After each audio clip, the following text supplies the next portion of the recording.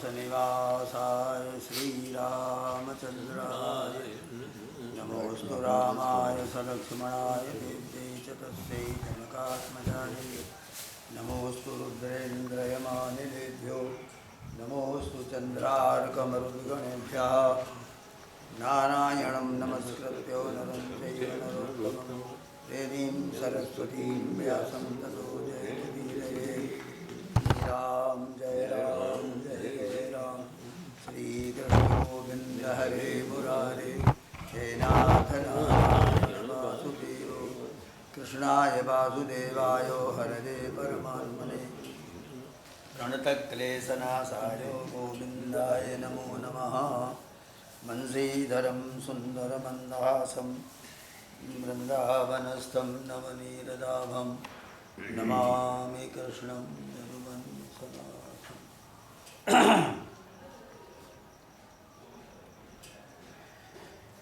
श्रीमद् भागवत में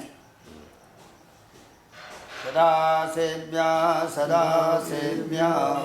श्रीमद्भागवती कथा श्रवणमात्रेण हरिश्चित्तं समाश्रयेत्। इसमें रासलीला के 5 अध्याय हैं। उसके ये 5 प्राण माने जाते हैं। भगवान का जो स्वरूप है वही भागवत है। भागवत ही भगवान का घर है। और 10वां स्कंध जो है ये उनका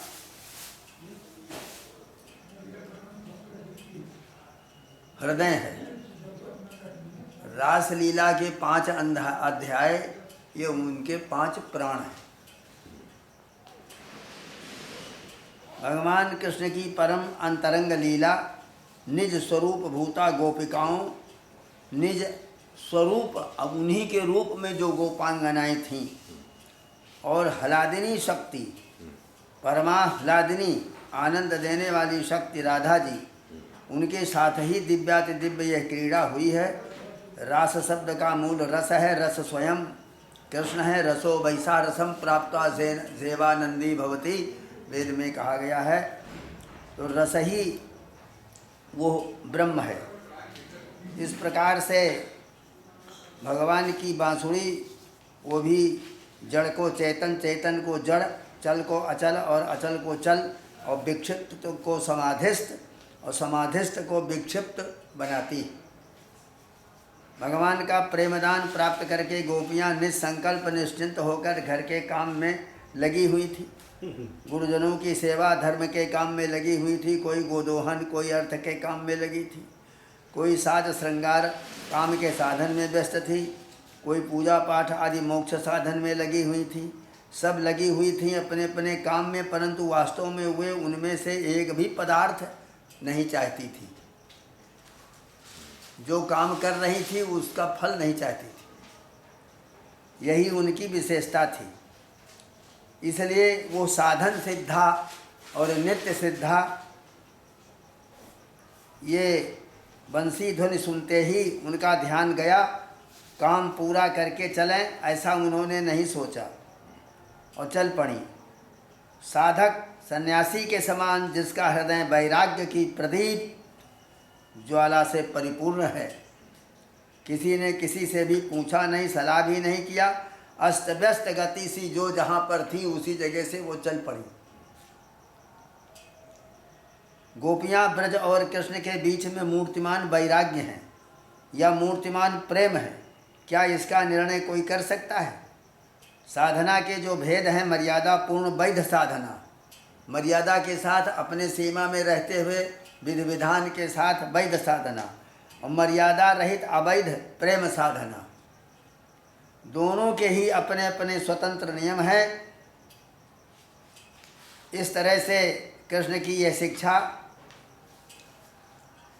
भगवान ने, वे बड़े लीलामय हैं। अखिल विश्व के विधाता, ब्रह्मा शिव आदि के भी वंदनीय, निखिल जीवों के प्रत्यगात्मा, वे लीला नटवर गोपियों के इशारे पर नाचने वाले भी हैं। उन्हीं की इच्छा से, उन्हीं के प्रेमाह्वान से और उन्हीं के बंसी निमंत्रण से प्रेरित होकर गोपियाँ उनके पास आईं, परंतु उन्होंने ऐसी भावभंगी प्रकट की, ऐसा स्वांग बनाया मानो उन्हें गोपियों के आने का कुछ पता ही नहीं। उन्होंने बताया, गोपियों, ब्रज में कोई विपत्ति तो नहीं आई है? घोर रात्रि में यहाँ तुम्हारे आने का कारण क्या है? सगे संबंधियों की सेवा छोड़ करके दर दर भटकना स्त्रियों के लिए अनुचित है। स्त्री को अपने पति की ही सेवा करनी चाहिए, वो कैसा भी क्यों न हो। यही सनातन धर्म है, इसी के अनुसार तुम्हें चलना चाहिए। मैं जानता हूँ तुम सब मुझसे प्रेम करती हो, जाओ तुम सनातन सदाचार का पालन करो। कृष्ण की शिक्षा गोपियों के लिए नहीं, सामान्य नारी जाति के लिए है। ये शिक्षा गोपियों के लिए नहीं थी, वरन संसार की नारी जाति के लिए शिक्षा थी। गोपियों का अधिकार विशेष था, उसको प्रकट करने के लिए ही भगवान कृष्ण ने ऐसे वचन कहे। गोपियों की क्या दशा हुई, उत्तर में कृष्ण से क्या प्रार्थना किया। गोपियों की प्रार्थना से यह बात स्पष्ट है कि वे कृष्ण को अंतर्यामी योगेश्वर परमात्मा के रूप में पहचानती थीं, और जैसे दूसरे लोग गुरु, सखा या माता पिता के रूप में कृष्ण की उपासना करते हैं, वैसे ही वे पति के रूप में कृष्ण से प्रेम करती थीं, जो कि शास्त्रों में मधुर भाव के उज्ज्वल परम रस के नाम से कहा जाता है। रेमे रमेशो ब्रज सुंदरी भीर जथार्भका स्वप्रतिबिंब विभ्रमा। जैसे छोटा बच्चा दर्पण और जल में पड़े हुए प्रतिबिंब के साथ खेलता है, वैसे ही रमेश भगवान ब्रज सुंदरियों से रमण किया। सच्चिदानंद घन सर्वांतर्यामी प्रेम रस स्वरूप लीला रसमय परमात्मा भगवान श्री कृष्ण ने अपनी ह्लादिनी शक्ति रूपा आनंद चिन्मय रस प्रतिभाविता अपनी ही प्रतिमूर्ति से उत्पन्न अपनी ही प्रतिबिंब स्वरूपा गोपियों से आत्मकीड़ा किया। इसमें न कोई जड़ शरीर था, न प्राकृत अंग संग था, न इसके संबंध की प्राकृत अस्थूल कल्पनाएं थी। ये था चिदानंदमय भगवान का दिव्य विहार, जो दिव्य लीला धाम में सर्वदा होते रहने पर भी होता रहता है। श्रीमद् भागवत पर 10वां स्कंध और रास पंचाध्यायी, इसमें अनेकानेक भाष्य टीकाएँ लिखी जा चुकी हैं, जिनके लेखकों में जगतगुरु वल्लभाचार्य, श्रीधर स्वामी, जीव गोस्वामी आदि बड़े बड़े महापुरुष हैं। भगवान कृष्ण आत्मा है, आत्माकार वृत्ति श्री राधा है, शेष आत्माभिमुख वृत्तियाँ गोपियाँ हैं। उनका धारा प्रवाह रूप से निरंतर आत्मरमण ही रास है। किसी भी दृष्टि से देखें, रासलीला की महिमा बहुत बड़ी है। इस प्रकार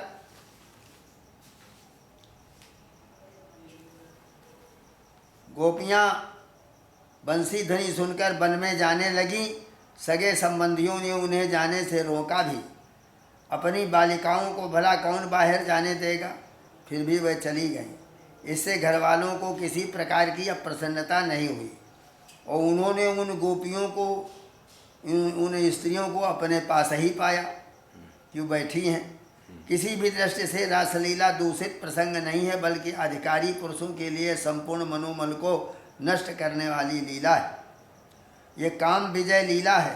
परीक्षित ने अपने प्रश्नों में जो शंकाएं की, उसका उत्तर प्रश्नों के अनुरूप ही भगवान सुखदेव जी ने दिया। भगवान की दिव्य लीला का रहस्य नहीं खुलने पाया। उस रहस्य को गुप्त रखने के लिए 33वें अध्याय में जो कल प्रसंग में हुआ है, रासलीला प्रसंग समाप्त कर दिया। वस्तुतः इस लीला के गूढ़ रहस्य की प्राकृत जगत में व्याख्या भी नहीं की जा सकती, क्योंकि प्राचीन से प्राचीन प्रतियों में भी यह प्रसंग मिलता है। विचार करके देखने पर सुसंगत और निर्दोष प्रतीत होता है। भगवान के दिव्य लीला के वर्णन का यही प्रयोजन है। जीव गोपियों के उस अहेतुक प्रेम का, जो कृष्ण को ही सुख पहुँचाने के लिए था, स्मरण करे और उसके द्वारा भगवान के रसमय दिव्य लीला लोक में भगवान के अनंत प्रेम का अनुभव करे। रस लीला का अध्ययन करते समय किसी प्रकार की भी शंका न करके इस भाव को जगाए रखना चाहिए। सुखदेव जी कहते हैं, राजन, एकदा देवजात्रायां गोपाला जातकौतुकाः अनोभिरन दुद्युक्तैः प्रजजुस्तेऽम्बिकावनं तत्र स्नात्वा सरस्वत्यां देवं पशुपतिं दिवम् आनरचुरर्गणैर्भक्त्या देवीं च नृपतेऽम्बिकां। परीक्षित, एक बार नंद बाबा आदि गोपों ने शिवरात्रि के अवसर पर बड़ी उत्सुकता के साथ कौतूहल और आनंद से भरकर बैलों से गाड़ियों को जोत करके अंबिका वन की यात्रा किया। वहाँ लोगों ने सरस्वती नदी में स्नान किया। सर्वांतरयामी पशुपति भगवान शंकर जी का तथा भगवती अंबिका जी का बड़ी भक्ति से अनेक प्रकार की सामग्रियों के द्वारा पूजन किया। गावो हिरण्यं वासांसि मधुमध्वन्नमादृताः ब्राह्मणे ददु सर्वे देवो नः प्रीयतामिति। ऊषुः सरस्वती तीरे जलं प्रास्य धृतव्रताः रजनीं तां महाभागानन्दसु नन्दकादयाः। वहाँ उन्होंने आदर पूर्वक गौएं, सोना, वस्त्र, मधु, मधुर अन्न ब्राह्मणों को दान किया, खिलाया पिलाया भी। उस दिन परम भाग्यवान नंद, सुनंद आदि गोपों ने उपवास किया। रात के समय सरस्वती नदी के तट पर ही बेखट के सब सो गए। कश्चिन् महानहिस्तस्मिन् विपिने तीव बुक्षिताः जदक्षया गतो नंदम शयानंगुर्गो ग्रसीतो। उसी अंबिका वन में एक बड़ा भारी अजगर रहता था, अजगर सर्प। उस दिन वो भूखा बहुत था, दैववश वो उधर ही आ निकला। उसने सोए हुए नंद जी को पकड़ लिया और खाने लग गया। न सा चुक्रोसा हिनाग्रस्ता कृष्ण कृष्ण महानयम सर्पो माम ग्रस्तेता तो प्रपन्नम परिमोचयो। अजगर के पकड़ लेने पर नंदराय जी चिल्लाने लगे, बेटा कृष्ण कृष्ण दौड़ो, देखो यह अजगर मुझे निगल रहा है, मैं तुम्हारी शरण में हूँ, जल्दी मुझे संकट से बचाओ। तस्य चा क्रंदितं सुत्ता गोपाला सहसोत्थिताः ग्रस्तं च दृष्टा विभ्रांता सर्पं बिभ्यधूरुल्मुखैः।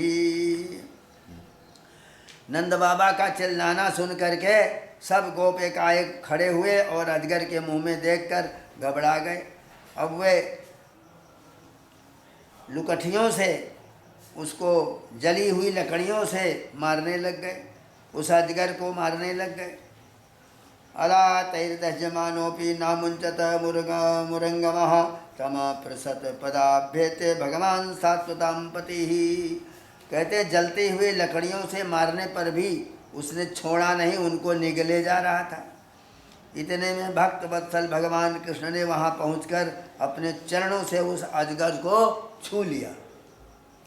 सबई भगवतः श्रीमत्पादस्पर्श हता शुभाः भेजे सर्प वपुर्हित्वा रूपम विद्याधरार्चितम।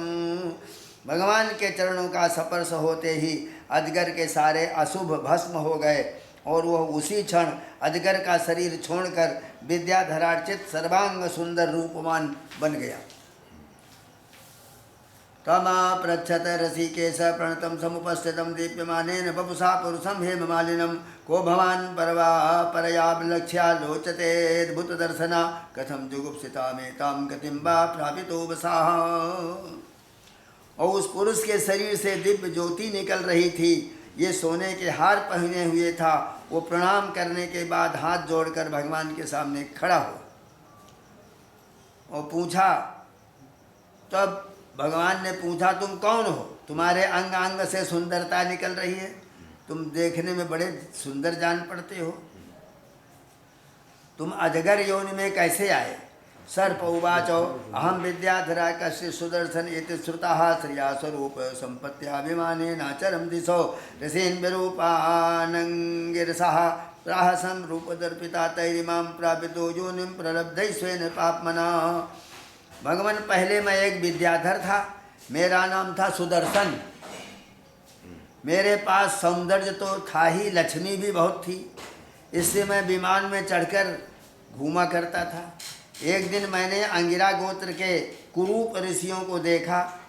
अपने सौंदर्य के घमंड से मैंने उनकी हंसी उड़ाई। सापों में नुग्रहा जेव कृतस्तै करुणात्मभिः जदहं लोकगुरुणात् पदा स्पृष्टो हता शुभः। अपने सौंदर्य का घमंड था, मैंने हंसी उड़ाई। मेरे इस अपराध से कुपित होकर उन लोगों ने मुझे अजगर योनि में जाने का श्राप दे दिया। ये मेरे पापों का ही फल था। भगवान सापों में नुग्रहा जीवे कृतस्तै करुणात्मभिः जलहं लोक गुरुना पदा स्पृष्टो हता शुभाः तां त्वाहं भवभीतानां प्रपन्नानां भयापहम् आपृच्छे शाप निर्मुक्ता पादस्पर्शादभिदमी बहन। उन कृपालु ऋषियों ने अनुग्रह के लिए मुझे श्राप दिया था, क्योंकि यह उसी का प्रभाव है कि आज चराचर के गुरु स्वयं आपने अपने चरण कमलों से मेरा स्पर्श किया। इसी से मेरे सारे अशुभ जो थे वो नष्ट हो गए। समस्त पापों का नाश करने वाले प्रभु, जो लोग जन्म मृत्यु रूपी संसार से भयभीत होकर आपके चरणों की शरण ग्रहण करते हैं, उन्हें आप सब भयों से मुक्त कर देते हैं। अब मैं आपके चरणों के स्पर्श से शाप से छूट गया हूँ और अपने लोक में जाने की अनुमति चाहता हूँ। प्रपन्नोस्मि महायोगिन महापुरुष सत्पते अनुजानीहि मां देव सर्वलोकेश्वरेश्वरो ब्रह्मदंडाद् विमुक्तो हम सद्यस्ते च्युत दर्शनातो जन्नाम ग्रहणन्नखिलान् श्रोतॄणात्मानमेव च सद्यः पुनाति किं भुजस्तस्य स्पृष्टा पदाहिते इत्यनुज्ञाप्यदासारः परिक्रम्याभिबन्ध च सुदर्शनो दिवं जाता कृच्छन्नन्दश्च मोचिताः। इस प्रकार वो अपने आप को समस्त श्रोताओं को भी पवित्र कर देता है, आपके चरणों का संस्पर्श। इस प्रकार सुदर्शन ने भगवान कृष्ण से विनती किया और परिक्रमा करके प्रणाम किया। फिर उनसे आज्ञा लेकर वो अपने लोक को चला गया। नंद बाबा इस भारी संकट से छूट गए। निशम में कृष्ण से तदात्म वैभवम ब्रजो कसो विस्मित चेतसस्तताः समाप्य तस्मिन् निजमं पुनर्ब्रजं न पाजजुस्तत् कथयन्तया धृताः। जब ब्रजवासियों ने कृष्ण का यह अद्भुत प्रभाव देखा तो उनको बड़ा विस्मय हुआ। उन लोगों ने उस क्षेत्र में जो नियम ले रखे थे उनको पूर्ण करके बड़े आदर प्रेम से कृष्ण की उस लीला का गान करते हुए ब्रज में लौट आए। कदाचिदथ गोविंदो रामश्चाद्भुत विक्रमा विजहृतुर्वने रात्र्यां मध्यगो ब्रजजोषिताम् उपगीयमानो ललितं श्रीजनैर्बद्धमो सौहृदैः स्वलंकृतानुलिप्तांगो स्रगवीणौ बिरजोम्बरौ। एक दिन की बात है कि अलौकिक कर्म करने वाले भगवान कृष्ण और बलराम जी रात्रि के समय वन में गोपियों के साथ विहार कर रहे थे।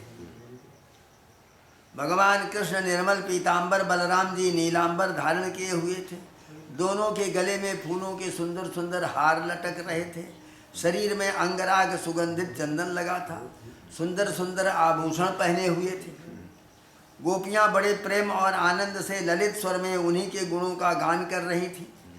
निशा मुखम मानयंता उदितो धूपतारकम मल्लिका गंधमत्ताली जुष्टम कुमुद बाजुना जगतुः सर्वभूतानां मनःश्रवण मंगलम तौ कल्पयन्तौ जुगपत स्वरमंडल मूर्छितम गोप्यस्तद्गीतमाकर्णे मूर्छिता नाविदन्नपो संस्रंस दुःखूलमात्मानं सरस्तके शस्त्रजं तताः। अभी कहते हैं सायंकाल ही हुआ था कि आकाश में तारे आ गए थे। चांदनी छिटक रही थी। बेला के सुंदर गंध से मतवाले होकर भंवरे गुनगुना रहे थे। जलाशय में खिली हुई कुमुदनी सुगंध लेकर वायु मंद मंद बह रही थी। उस समय उनका सम्मान करते हुए कृष्ण और बलराम जी ने एक साथ मिलकर एक राग अलापा। उनका राग आरोह और अवरोह स्वरों के चढ़ाव उतार से बड़ा ही सुंदर लग रहा था। वो जगत के समस्त प्राणियों के मन और कानों को आनंद से भर देने वाला था। एवं विक्रीडितो स्वैरम गायतो संप्रमत्तवत् शंखचूड़ेति ख्यातो धनदानुचरोभ्यगातो। उनका गान सुनकर गोपियां मोहित हो गईं। परीक्षित उन्हें अपने शरीर की भी सुध नहीं रही। वे उस पर से खिसकते हुए वस्त्रों चोटियों से बिखरते हुए पुष्पों को भी न संभाल सकी। जिस समय बलराम श्याम दोनों भाई इस प्रकार स्वच्छंद विहार कर रहे थे, उन्मत्त की भांति गा रहे थे, उसी समय वहाँ शंखचूड़ नामक एक यक्ष आ गया। वो कुबेर का अनुचर था। तयोर्निरीक्षतो राजन् तन्नाथं प्रमदाजनं क्रोशन्तं कालयामास दिस्युदीच्यामशङ्किताः क्रोशन्तं कृष्णरामेति विलोके स्वपरिगृहं यथागादस्विनाग्रस्ता भ्रातरावन् बधावताम्। परीक्षित दोनों भाइयों के देखते देखते वो गोपियों को लेकर और उत्तर दिशा की वो भाग चला। वो आया और उन गोपियों को पकड़ करके और उत्तर दिशा की तरफ भागा। जिनके एकमात्र स्वामी भगवान कृष्ण ही है, वे गोपियाँ उसमें रो रो कर चिल्लाने लगी। दोनों भाइयों ने देखा जैसे कोई डाकू गौओं को लूट ले जाए, वैसे ही ये जक्ष हमारी प्रेयसियों को लिए जा रहा है। हा कृष्ण हा राम पुकार कर वो रो पीट रही हैं। उसी समय दोनों भाई उसकी ओर दौड़ पड़े। माँ भैष्टेत्यभया रावो सारहस्तौतरस्विनो आसे दतुस्तं तरसा त्वरितं गुजकाधमं सा दीक्षता मनुप्राप्तो कालमृत्यु एवो दुजन विसर्ज स्त्रीजनम मूढ़ा प्राद्रवज्जीवितेक्षया। जक्ष ने देखा काल और मृत्यु के समान दोनों भाई मेरे पास आ पहुँचे तो वो मूढ़ घबरा गया। उसने गोपियों को वहीं छोड़ दिया और स्वयं प्राण बचाने के लिए भागा।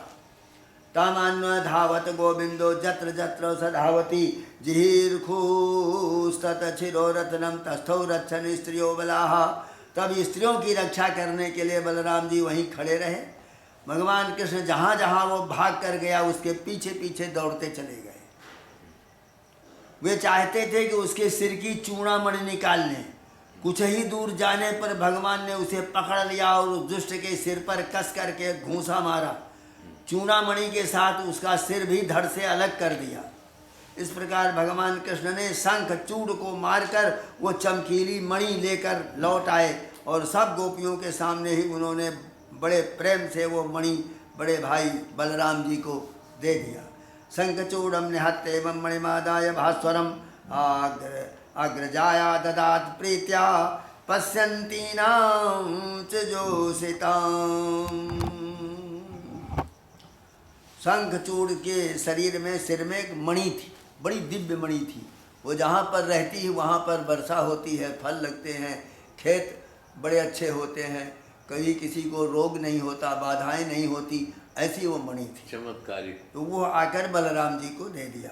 श्रीमद्भागवते महापुराणे पारमहंस्यां संहितायां दशमस्कन्धे पूर्वार्धे शंखचूड़वधो नाम चतुस्त्रिंशोऽध्यायः। अब आगे जुगुल गीत है, बहुत बड़ा प्रसंग। दसम स्कंद कौन सा अध्याय हो गया पूरा? 34वां है। 33 कल पूरे हुए थे, आज 34वां है। अब कल जुगल गीत होगा। अच्छा। वो बड़ा अच्छा अद्भुत प्रसंग है। कौन मतलब गाएंगे? जुगल दोनों मिल करके गीत गाएंगे। रासलीला के ही समान वो गोपियाँ और कृष्ण। गोपियाँ कृष्ण। अभी हाँ? गोपी गीत था। गोपियाँ कृष्ण दोनों गीत गाएंगे। हाँ। मिलके गोपी कृष्ण। गोपी कृष्ण। वो प्रसंग अच्छा प्रसंग है। तो वो जुगुल हो जुगुल जाएगा। हो जाएगा। कल तो वे रहेंगे ना, हाँ, कल है। आज मंगल है, परसों भी है। मंगल है। तो कल हो जाएगा वो जुगल गीत। 34 अध्याय हुआ। अभी कल भी है, परसों भी। हाँ, कल परसों तो 2-3 अध्याय, 3 अध्याय और हो जाएंगे। आराम से बढ़ा देंगे, कल 2-2 कर देंगे। 4 हो जाएगा। हाँ, थोड़ा जल्दी आ जाए, आज तो हवन की वजह से देर हो क्योंकि गई। अभी हमको भाभी आगे दिन पर 90 अध्याय में 34 हुए हैं अभी, समझ लो। इस स्कंद में 90 अध्याय है। दसम स्कंद। हाँ, बहुत अभी प्रसंग है। मैं तो अब भगवान यहाँ से कंस बुलाएगा और अब जाना पड़ेगा। यहाँ की लीला अब समाप्त हो रही है, बाल लीला जा रही है। और यहाँ से वो चल करके प्रसाद तना कर दो, बन गया।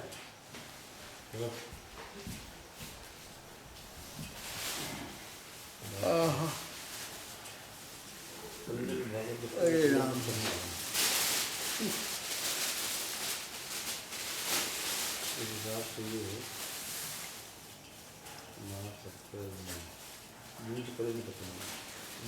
जून में प्रारंभ हुई थी महाराज जी। हाँ? जून में प्रारंभ करी थी। जून में हुआ था। उसमें उसमें देखो कैसेट में लिखा होगा। तुम्हारे उसमें कैसेट में होगा। रास पंचायत अध्याय जो है हाँ अभी अभी चल रही जुलाई तक रास पंचायत नहीं अध्याय थी। उस समय भागवत ये ना भागवत अरे नहीं ये है रास पंचायत अध्याय पहले रासलीला चली है। भगवती का अंश है, वो अलग 2 चैप्टर अलग है ना। नहीं 8वां महीना हमारी है समझ ये में मई में बैठक शुरू का। हुआ। नहीं बैठक का 8वां महीना है। जून में हम आए, वो जो नवरात्र से नवरात्र के हाँ। बाद, अप्रैल के अच्छा बाद अच्छा उसके बाद। अप्रैल के नवरात्र में हम ज्वाइन हुए। ज्वाइन किया, यहाँ मतलब आया हूँ, 5 आपका अप्रैल सेवा थी मिला वो। है। हाँ। और उसके बाद फिर महीने बाद चालू हुआ है। हाँ नहीं, सत्संग तो चलता रहा था, फिर रास पंचायत अध्याय चल रहा था। हम नवरात्र में आए थे यहाँ पे, हाँ, रास पंचाध्याय ही चली है 2 महीने तक। हम अष्टमी 2 को महीने आए थे। चलिए, 2-2.5 महीने। 2-2.5 महीने तक थे। तो आप आए थे चतुर्थी को, मतलब तृतीया को आए थे, चतुर्थी में फिर गणेश पूजा की आपने। नहीं, हम उसी आए में- तृतीया पहले। उसी रास पंचाध्यायी में ही ये प्रेरणा आ गई हाँ, फिर उसके बाद में कि भागवत भागवत शुरू की जाए। शुरू की जाए। तो बड़े ही वैसे अचानक शुरू हो गई थी। संक्षेप में हमने भागवत का महात्म सुनाया है। हाँ, वो बहुत अच्छे ढंग से नहीं, एकदम संक्षेप में। संक्षेप में शुरुआत में हाँ शुरुआत में। और ये विचार नहीं था कि हम पूरा इसको लेकर ये चलेंगे, नहीं था कुछ भी। लेकिन महात्म में जब आया मैं उसके बाद ये 6वें अध्याय में एक श्लोक आया, जे मानवा पापकृतस्तु सर्वदा सदा दुराचार रता विमार्गगा और क्रोधाश्च दग्धा कुटिलाश्च कामिनः सप्ताह यज्ञेन कलौ पुनन्ति ते। जो लोग पापकृतस्तु सर्वदा अपनी बाल्यावस्था में, युवावस्था में विविध प्रकार के अनाचार पापाचार किए, जे मानवा पापकृतस्तु सर्वदा और सदा दुराचार रता विमार्गगा, और अपनी मर्यादा के बाहर चलते हुए पाप किए। मर्यादा के भीतर तो पाप होगा नहीं, तो मर्यादा से बाहर चल करके पाप किए। और क्रोधाश्च दग्धा कुटिलाश्च कामिनः, और क्रोध भी उनके अंदर आया है, कुटिलताएं भी आई। क्रोधाश्च दग्धा कुटिलाश्च कामिनः सप्ताह यज्ञेन कलौ पुनन्ति ते। वो लोग इस सप्ताह के सुनने से पवित्र हो जाते हैं। तो बस इसी आधार पर धीरे से मालूम कैसे प्रारंभ हुआ, यही अचानक प्रारंभ हो गया था। इसके लिए राज पंचायत पहले से कोई सुनियोजित ना। आपस में हम लोगों के कोई चर्चा भी नहीं हुई। नहीं, राज पंचारंगी भी ऐसे ही शुरू हुआ था। हाँ ऐसे ही राज पंचायत हुई। उसका भी कोई वो नहीं था कि राज पंचार, हम जानते नहीं थे क्या राज पंचार। ये अज्ञात रूप से सत्संग में हो रहा है। बैठते बैठते ही शुरू और हुआ। हम लोग का ऐसी बैठक हुआ करती थी, बातचीत चलती रहती बस। थी, बाबा की इधर उधर की आध्यात्मिक की बात। और महाराज जी ने एक दिन कहा कि चलो, ये उनकी कृपा ही है, उन्हीं की प्रेरणा से ये हो रहा है, अन्यथा संभव मेरी नहीं। तो दृष्टि में बाबा ही इनके शरीर में बैठ के आप ये भागवत सुन रहे हैं। अरे हम इस तरह बोल करके कहीं नहीं बोल सकते, रहे हैं बाबा। एकदम उत्साह नहीं बाबा था, बोल रहे हैं, बाबा सुन रहे हैं। साहस नहीं था, उत्साह नहीं था, दोनों बातें नहीं। लेकिन लेकिन जैसे वो गीत आगे बढ़ा बस प्रारंभ हो गया। हम लोग पर ऐसे ही बातें हुआ करती थी बैठ करके। एक दिन महाराज जी ने पुस्तक उठाई, वो हाँ कोई बात चली करपाटी जी पे। करपाटी जी पे हमने कोई बातचीत शुरू करी, पूछा पाछा कुछ, तो महाराज जी कुछ बता रहे थे उनके बारे में और वो असली वाले महाराज जी के बारे में। हाँ, उनके बारे में बात चल रही है। इतने में महाराज जी ने वो पुस्तक उठाई, उनकी पुस्तक उठा करके, और महाराज ने कहा देखो कितना कि वृंदावन की बात चालू हुई। तो महाराज जी ने कहा कि वहाँ पे कितने दिन तक महाराज उन्होंने करपात्री जी ने, स्वामी जी ने जो है केवल रास पंचारंगी ही पढ़ा और कई महीने पढ़ डाला, बोलते रहे। वो पुस्तक उठाई, बस महाराज जी ने वहीं से शुरू कर दी। स्वामी जी असली में अमरनाथ पांडे थे, ये संगठा प्रसाद पांडे के चाचा, बड़े योग्य विद्वान थे, और यहाँ आपके जेके में भी रहे। इसके बाद और 2 स्टेटों में तिलोई और खजूर गांव द्वी में मंत्री पद पर रहे। 2 स्टेटों की मंत्रीगिरी किया। हाँ, समकालीन है 90-91। फिर उसके बाद महाराज करपात्री जी के पास आ गए, और वहाँ धर्म संघ के सब केस मुकदमे सब देखते रहे, और सत्संग वहीं बनारस में रहने लग गए। तो वो इस तरह से उनके समय पर का असली में अच्छे अच्छे लोग थे, आज सूनी हो गई, लेकिन वो बड़े अच्छे थे। मिश्र परिवार और पांडे परिवार और वाजपेयी परिवार। तो वाजपेयी में ही अशोक वाजपेयी वहीं के हैं। तो इस तरह से एक बार नौका से आ रहे थे प्रयाग से, उल्टी नाव चला करके कई दिनों में यहाँ पहुँचे। वहाँ पर महाराज जी के यहाँ गए तो दोनों महात्मा ये थे दिगंबर। तो रात में वेदांत चर्चा होती रही। पांडे जी ने कह दिया कि महाराज कुछ भागवत का प्रसंग हो जाए। तो असनी में फिर भागवत कहा। तो श्री सुकोवाच, सुखदेव जी बोले, बस श्री सुकोवाच 3 दिन इसी के ऊपर बोले। 2-2 घंटा 2.5 घंटा 3 दिन तक सुखदेव बोले, सुखदेव जी बोले, सुखदेव जी बोले। वो सुखदेव जी कौन है? बस ये प्रसंग बड़ा अद्भुत चला 3 दिनों तक। तो श्रिया सुका, स्त्री सुका, राधा रानी अपने यहाँ पर एक सोने का पिंजड़ा था बड़ा भारी, उसमें जिस सुख को रखा था और उसे पढ़ाती रहती थी, पालन किया उसका, और कहती थी कि कृष्ण कहू कृष्ण कहू कृष्ण कहू रे हे कीर। तो वो उसी तरह बोलता था और फिर उसको खोल देती थी तो वो उड़ जाता था। और जहाँ कृष्ण भगवान गौओं को चरा रहे हैं वहाँ पर वो जाकर और बोलने लग जाए, कृष्ण कहू कृष्ण कहू कृष्ण कहू रे। तो भगवान के पास पहुँच जाए तो कृष्ण उसको बुलावे तो उनके हाथ में बैठ जाए, अरे वहाँ जा कर के कहो राधा कहू राधा कहू राधा कहू रे। तो फिर यहाँ से ये पाठ लेकर जाए और वहाँ उनको सुनावे। तो राधा शब्द और कृष्ण शब्द की व्याख्या सुखदेव जी के सुकोवाच, तो वो सुखदेव जी थे, वही निकल करके आए थे और व्यास जी के यहाँ कहाँ वो अमरनाथ में आप जाते हैं तो अमर कथा। एक दिन पार्वती जी ने प्रश्न कर दिया कि महाराज ये बहुत से मुंडमाला आप पहने हुए हैं, क्या रहस्य है इसका? आपने कहा था इसका कोई बीज है, वो बीज आपको हम सुनाएंगे, तो वो हमको कब सुनाओगे? तो वो चले, कहना अच्छा चलो आज शुरू करते हैं। तो चलते चलते वहाँ पर 2-3 स्थान हैं, चंदनबाड़ी और नाग क्या है, तो नाग देवता को वहाँ रोक दिया और चंदन वहाँ रोक दिया, अलग कर दिया और फिर चले आगे। इस तरह चलते चलते जब वहाँ चोटी पर पहुँचे अमरनाथ, तो वहीं पर बैठ करके सुनाने लग गए और कहा कि देखो बीच बीच में तुम हूँ करते रहना, नहीं तो नींद आ जाएगी और विषय छूट जाएगा। तो कहा अच्छा हम करते रहेंगे। तो ये बराबर हुंकार भरती रही। कुछ दूर चल करके इनको तंद्रा आ गई। तो पार्वती जी को तंद्रा आई तो ये एक अंडा पड़ा हुआ था सुख, और उसके भीतर ये बच्चा था छोटा सा, ये सुन रहा था। तो इसने देखा जो हम हूँ नहीं करते हैं तो कथा तो अब रुक ही जाएगी, छूट जाएगी। तो ये भी हूँ ये भी कर दिया। पार्वती जी जब जगी तो उन्होंने कहा हमने नाथ सुना नहीं, बीच में आप क्या कह गए, यानी हुंकार तो आपने भरा, कहे हम सुन नहीं सके।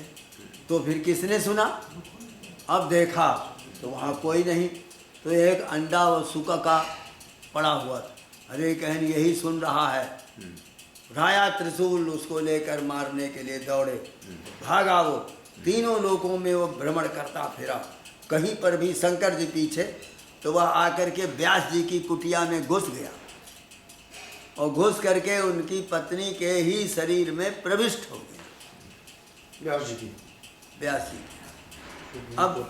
अब भगवान शंकर जी आए और कहा कि महर्षि आपके घर में हमारा चोर छिपा हुआ है।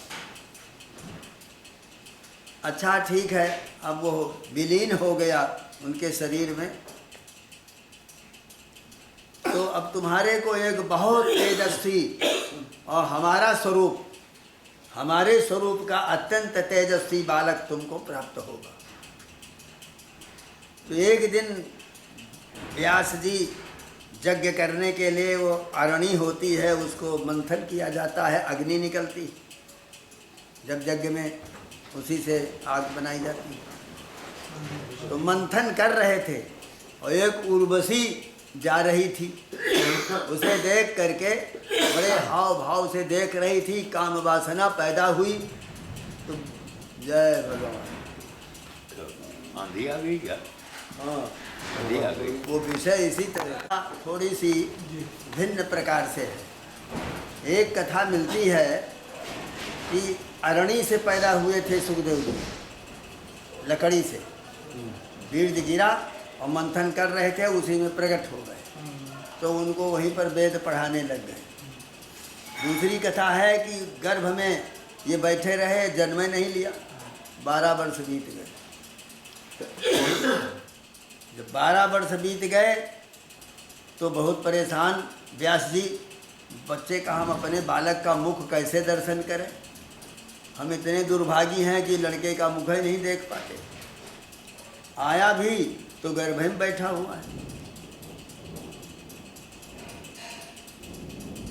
ये गर्जन होने लगे। तो इतने में ब्रह्मा जी का ध्यान किया, तो ब्रह्मा जी आए, कहते हैं वत्स बाहर क्यों नहीं आते हो सुख?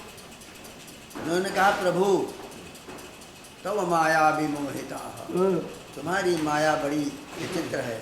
दैवी शेखा गुणमयी मम माया विमोहिता, मामयि वजे प्रपद्यन्ते माया में ताम तरन्ति ते। जो भगवान कहते हैं हमारी ये गुणमयी माया बड़ी विलक्षण है, हमारी शरण में जब तक व्यक्ति नहीं आता है इससे तर नहीं सकता, तब तक वो इसको पार नहीं कर सकता। तो कहते हैं अच्छा हम भूमि परत भाडावर पानी, जिम जीव ही माया लपटानी। जन्म लेते जहाँ धरती को छुआ, बस छूते ही बस माया व्याप्त हो जाती, वो सुध बुध सब भूल जाता है। जन्म जन्मांतर की वहाँ गर्भ में 100 जन्म की याद रहती, ये भागवत में ही निकला कापिले उपाख्यान में, 100 जन्म का उसको याद रहती और वहाँ सब भूल गया। तो भगवान ब्रह्मा जी ने कहा कि वत्स तुमको 2 मुहूर्त माया नहीं व्यापेगी, आओ। तो सुखदेव जी पैदा हुए और पैदा होने के बाद कथा कह रहे हैं, थोड़ी देर रुको। तो पैदा होने के बाद ही बस अब भागवत का पहला अध्याय महात्म्य का प्रारंभ होता है और प्रथम श्लोक ही है, यम पव्रजन्तमनुपेतमपेत कृत्यम जम पव्रजंतम संन्यास मार्गे अभिगच्छन्तम सुखम। पैदा होते ही निकल पड़े और पीछे नहीं देखा पिताजी कहाँ हैं, आगे बस चल पड़े। तो जब जा रहे थे तो संन्यास मार्ग में जा रहे थे, तो संन्यास मार्गे अभिगच्छन्तम, संन्यास मार्ग में जाते हुए सुखदेव जी को पीछे पीछे व्यास जी दौड़े। यम पव्रजन्तमनुपेतमपेत कृत्यम द्वैपायनो विरह कातर आजुहावो। मारे विरह के बड़े दुखी होकर के लड़का चला जा रहा, हम देख नहीं पाए। आजुहाव, पुत्र पुत्र तिष्ठ तिष्ठ, खड़े हो जाओ जरा हम तुमको देख तो लें। पुत्रेति तन्मयतया तरवोधिने दुः कम सर्वभूत हृदयम मुनिमानतोस्मि। ऐसे जो भगवान हैं सुखदेव जी, सर्वभूतों की जो हृदय में रहने वाले, हम उनको नमस्कार करते हैं। इसी श्लोक से भागवत का महात्म्य शुरू होता है। इस तरह से सुखदेव जी का जन्म हुआ। तो यह व्याख्या बहुत गहन अध्ययन करने के बाद ही कोई बोल। शंकर जी वाली जो कथा चल रही थी कि वो उन्होंने भाला लेके दौड़े फिर क्या? हाँ, तो वो तो लौट गए वरदान दे करके, पेट में चले गए। जाओ तुम्हारे समान एक महान विद्वान तेजस्वी पुत्र आपको प्राप्त होगा। वेदव्यास की पत्नी के पेट में समा गया। और पुत्र जन्म नहीं ले रहा है कि माया बड़ी विलक्षण है, हम माया में सन जाएंगे। तो ब्रह्मा जी आकर के वरदान दे दिया कि जाओ 2 मुहूर्त तुमको माया नहीं व्यापेगी। वही 2 मुहूर्त में पैदा हुए और वो उठकर चल दिए। सन्यासी व्यास जी पीछे पीछे दौड़े जा रहे हैं, खड़े हो जाओ, खड़े हो जाओ, आज हम तुम्हारा मुख दर्शन कर लें। तो उस समय पर कोई नहीं बोला। तो तरवाह अभिनेदु, वृक्ष उस समय बोले। वृक्षों से आवाज आई कि तम सर्वभूतमात्मानम, तुम्हारा पुत्र जो है व्यास जी सर्वभूतों की आत्मा है, उसके लिए आप चिंतन मत करो। सर्वभूत हृदयम मुनि आनतोस्मि, वो सारे जीवों का हृदय है, इतना ज्ञानी है। वो संसार जानते ही नहीं, कहाँ पिता होता है, कहाँ माता होती, कहाँ क्या होता है, किसी को नहीं पहचानता है। उसकी वृत्ति जो है सारूप्यम, उस अनंत कोटि ब्रह्मांड नायक परम पर पिता परमात्मा में लीन है। वो उभयम मुने हैं, हे मुने, वो आगे और पीछे और बाएं और दाहिने और किसी को नहीं देख पाता है। वो केवल उसी एक तत्व का दर्शन कर रहा है, आपकी आवाज़ को वो सुन नहीं सकता। तो व्यास जी बड़े दुखित होकर के लौट गए और अपनी कुटिया में बड़े दुखी होकर के बैठे थे, रो भी रहे थे, लेकिन इस तरह की करुणा पैदा हो गई थी। नारद जी आ गए। नारद जी ने देखा, अरे आपका मुख म्लान क्यों, क्या बात है? 18 पुराणों के वक्ता लिखने वाले और आपके को शोक है कोई? मालूम होता है तुमने भगवान की रसमयी लीलाओं का वर्णन नहीं किया है। सूखी सूखी कर्मकांड की बातें लिखते आप चले गए, 18 पुराण हो गए। अब तुम कुछ भगवान की सरस लीला का वर्णन लिखो, हम तुमको बता रहे हैं। अब नारद जी अपना इतिहास बता गए और अपने इतिहास में बताया कि फिर हम नारद होकर के प्रकट हुए। पहले एक दासी पुत्र थे और सन्यासियों का चतुर्मासा हो रहा था, उन्हीं की सेवा में थे और कहार के घर में हमारा जन्म हुआ था। दास थे। माता जो है दूसरे घर दूध दूहने जाती थी। एक दिन लौट रही थी, रास्ते में सर्प ने काट लिया, वो विदा हो गई। हम कथा सुनते सुनते वैराग्य पैदा हो गया। माता थोड़ी कंटक थी तो वो भी चली गई। तो हम भी चिंतन करते करते कितने हजार कहाँ जप और क्या पाठ क्या हम करते रहे, उत्तर दिशा को चले गए। वहाँ एक पेड़ के नीचे बैठे, पीपल के पेड़ के नीचे जो ध्यान लगाया, ध्यायतश्चरणाम्भोजय भावनिर्जित चेतसा औतकंठ्या दश्रुकलिता हृदयासीन में शनैर्हरि। हमारे हृदय में भगवान प्रकट हो गए। आँख खोला, बड़ा बहुत प्रसन्न हुए। दोबारा फिर भीतर गए तो अंधकार, आकाशवाणी हो गई, इस जन्म में तुमको अब हमारा दर्शन नहीं होगा। तुम जब तप करते हुए और तन्मयता के साथ इसी तरह आगे बढ़ो। आगे चलकर तुम ब्रह्मा के मानस पुत्र होगे। तो तपस्या करने का फल ये हुआ कि शरीर वो छूट गया और भी ब्रह्मा के अंगुष्ठात गिरे नारदहा, उनके अंगूठे से पैदा हुए। 10 मरीचियों में नारद जी भी थे। मानस जो सृष्टि हुई है उसमें 10 ऋषि थे। बंद हो गया, पानी आ गया था ना। हाँ, बंद। तो इस तरह से नारद जी बतला रहे हैं कि हम वहाँ से चले। तो ब्रह्मा जी के पास एक दिन हम पहुँच गए। तो जब पहुँच गए तो वो एकांत में बैठे थे। तो हमने प्रश्न कर दिया कि भगवान ये सब तत्व क्या है? तो भगवान ब्रह्मा जी ने बताया कि हम इसके लिए तप कर रहे थे और तप करते करते बहुत दिन बीत गया।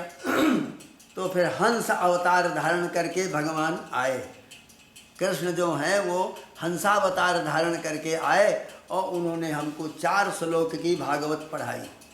ज्ञानम परम गुह्यम मे जद विज्ञान समन्वितम सारहस्यम तदंगं च गृहाण गदितम मया जावानहम यथा भावो जद्रूप गुण कर्म कहा तथैव तत्व विज्ञानो मस्तु ते मदनुगृहात् अहमेवासमेवाग्रे नान्यदत्सद सत्परम पश्चादहम तदे तच्चो योगशिष्येत सोऽस्म्यहम् ऋतीर्थम जत् प्रतीजेतो न प्रतीजेत चात्मनि तद विद्यादात्मनो मायां यथा भासो यथा तमाह यथा महान्ति भूतानि भूतेषु उच्चावचेष्वनु प्रविष्टानि अप्रविष्टानि तथा तेषु न तेष्वहम् एतावदेव जिज्ञास्यं तत्व जिज्ञासुनात्मनः। महर्षि बस इतने जानने योग्य है तत्व जिज्ञासु के लिए जो हमने बता दिया 4 श्लोक, और इसके आगे पीछे कुछ भी जानने के लिए नहीं। इतने में वो ब्रह्म पदवी को प्राप्त कर लेता है। मैं तुमको दे रहा हूँ, भवान तु विपुली कुरु।